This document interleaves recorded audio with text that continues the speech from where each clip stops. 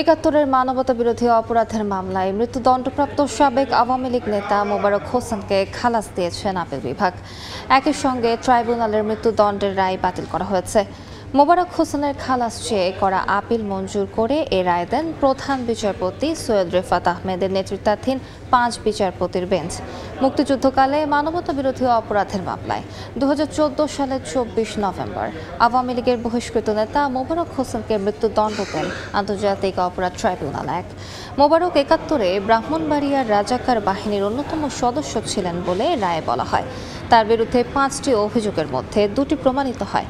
এর একটিতে মৃত্যুদণ্ড ও অপরটিতে যাবজ্জীবন কারাদণ্ড দেন ট্রাইব্যুনাল। ২০১২ সাল পর্যন্ত আখাউড়া উপজেলার মোগরা ইউনিয়ন আওয়ামী লীগের সাংগঠনিক সম্পাদক ছিলেন মোবারক। জুলাই গণঅভ্যুত্থানের প্রথম শহীদ আবু সাইদ হত্যা মামলায় ৩০ আসামির অভিযোগ গঠনের বিষয়ে তৃতীয় দিনের শুনানি চলছে। এই মুহূর্তে আন্তর্জাতিক অপরাধ ট্রাইব্যুনালে আছেন সহকর্মী আফজাল হোসেন। সরাসরি যাচ্ছি তার কাছে।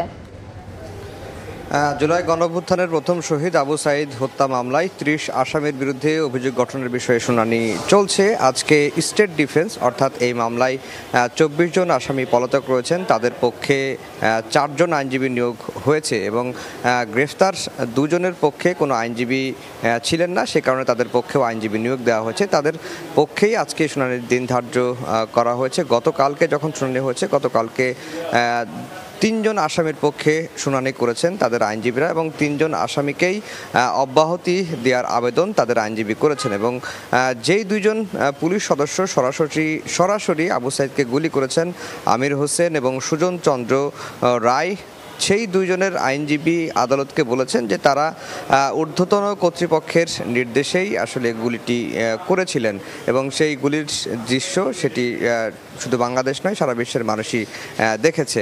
আর অন্য যে আসামিগুলো রয়েছেন, যেমন প্রক্টরের আইনজীবী, তারা বলছেন যে তিনি সেই সময় ঘটনাস্থলে উপস্থিত ছিলেন না বা ঘটনাস্থলের সময় একবার গিয়েছিলেন, কিন্তু সেখান থেকে আবু সাইদ নিহত হওয়ার ঠিক অনেক আগেই তিনি ঘটনাস্থল ত্যাগ করে বাসায় চলে যান। এই ক্ষেত্রে তার কোনো দায় দায়িত্ব নাই। এটি হচ্ছে সাবেক প্রক্টর শরীফুল ইসলামের আইনজীবীর বক্তব্য। এরপরে রাষ্ট্রপক্ষ থেকে যেটি বারবার বলা হচ্ছে বা প্রসিকিউশন থেকে বলা হচ্ছে যে এইখানে শুধুমাত্র তাদেরকেই আসামি করা হয়েছে যারা সরাসরি জড়িত এবং যাদেরকেও আসামি করা হয়েছে এদের মধ্যে অনেকেই ঊর্ধ্বতন কর্তৃপক্ষের যে দায় রয়েছে, জয়েন্ট ক্রিমিনাল এন্টারপ্রাইজ বা এই ধারায় তাদের বিরুদ্ধে অভিযোগ আনা হয়েছে। অর্থাৎ সে সময় আবু সাইদকে হত্যার সময় অনেকজন পুলিশ সদস্য ছিল, সবাইকে আসামি করা হয়নি, শুধুমাত্র যারা গুলি করেছেন সরাসরি তাদেরকে আসামি করা হয়েছে। আর বাকি ভিসি বলেন বা রংপুর মেট্রোপলিটন পুলিশের কমিশনার বলেন বা আরও যে পুলিশ সদস্যরা রয়েছেন, সাবেক প্রক্টর বলেন, তারা শুধুমাত্র সরাসরি পার্টিসিপেট করেননি, তারা ঊর্ধ্বতন